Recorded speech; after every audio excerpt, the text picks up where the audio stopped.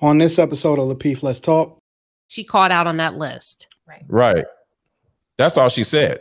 Yeah, but so here's this is what I'm trying to understand, and let me know if I'm wrong. How can you have the right to say no once you say yes in marriage? Aren't you saying yes? Aren't you actually saying yes when you say I do? That I will not deny you. That's not what it said. That's not what that's not sexual So that's not what marriage is. Hold on, bro. What are we doing here?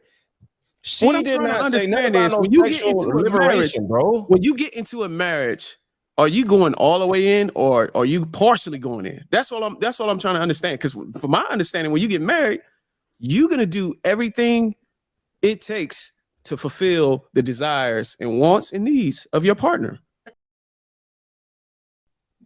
I can understand that. Like, my ex-wife got remarried 2 years after we split up. Why? Because she was a whole wife out here, and she didn't even look right as a single woman or whatever. So that means you was split up, shit then, right? Hold on, say it again. That means you was a piece of shit. Right. No, that means no. Actually, that means I was.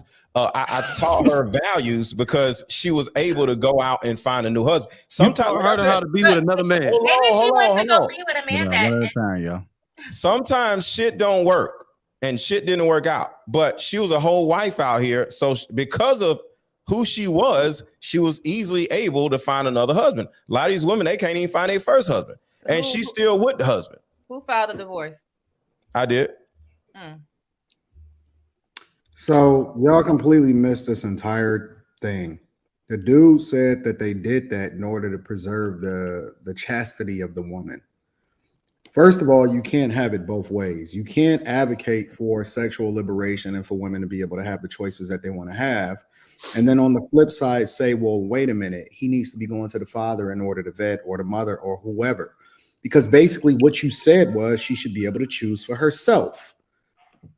And so now you're advocating for people to choose for you. And so you speak with forked tongue because it's pure hypocrisy for you to advocate for both. That's A. B, goddamn hypocrites. If you're preserving the chastity of the woman, that means that she's never known another man. So you can't come back to the table after you already fucked up and then say, wait a minute, I want to preserve my womb after everybody then already busted down. There is no preservation.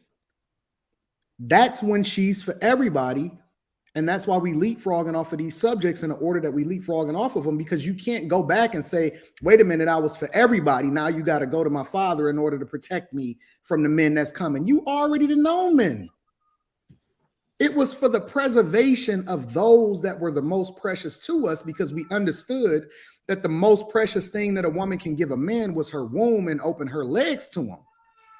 And so don't come later talking about you need to go and talk to my father or my mother. You already trauma bonded.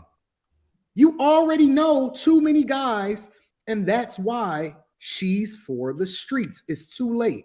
Advocating for sexual liberation and then saying go and vet my father for it is literally an oxymoron. That's exactly what it is. And so it's all null and void, because once you say that women can do what they want to do, then you have to suffer the consequences that go along with it. It's all hypocritical. And Queen Sheba, I get what you were saying, but my only pushback on what you be saying, like I know you say you different from the streets and all that, but when you speak on ideologies, it become poisonous if you advocate for stuff that you don't really actually live. So what I advocate, Well, I'll say it again. I said, you said in a marriage, a woman's purpose is to satisfy your sexual desires. I said she has a right to say no. Did nobody say nothing about sexual liberation? Y'all took that and ran with it. I said she has a right to say no. That is sexual liberation. That is sexual liberation. I'm about to look this up. What is it then, if it's not sexual liberation? We're throwing out words and we don't even know what they mean. You're right. What are y'all talking about? I'm throwing out words that I do know what it means. But nobody said sexual liberation. Yeah, that turned into a whole different conversation. What are y'all talking about? I'm confused. Okay, so when I say okay, what do y'all think sexual liberation means? You tell us. You threw it out there. Sexual liberation means you can do whatever you. Okay, and my it's a very easy way to solve this. You can do what you want with who you want, when you want, where you want, with your body. With no judgment. That's sexual liberation. That's not what I said. That ain't came out of my mouth.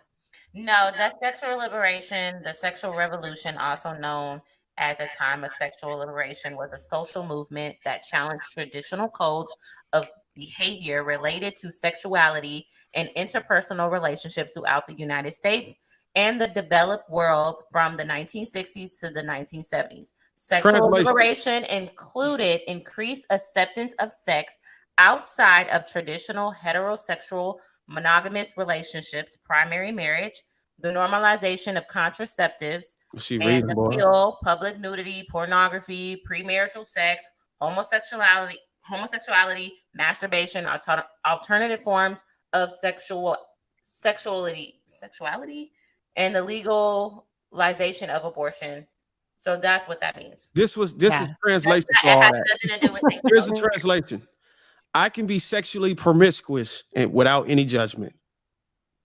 I didn't say nothing like that, so I can't accept that responsibility. That's what sexual liberation is. But what does that have to do with what Queen Sheba said? Because you're saying, because she stated earlier that a woman can. I did not say that. Don't turn my words around. Like, it's okay. Hold on. It's okay. It's okay to agree to disagree, but we don't have to start making up stuff. Okay, so tell me if I'm wrong. Did you not say that a woman can say no to head? I said a woman has a right to say no to it. I said a woman has a right to say no to a sexual act. How is that her participating in any of the things that she called out on that list? Right. That's all she said. Yeah, but so here's this is what I'm trying to understand, and let me know if I'm wrong. How can you have the right to say no once you say yes in marriage? Aren't you saying yes? Aren't you actually saying yes when you say I do? That I will not deny you. That's not what it said. That's not sexual liberation. So that's not marriage is. Hold on, bro. What are we doing here?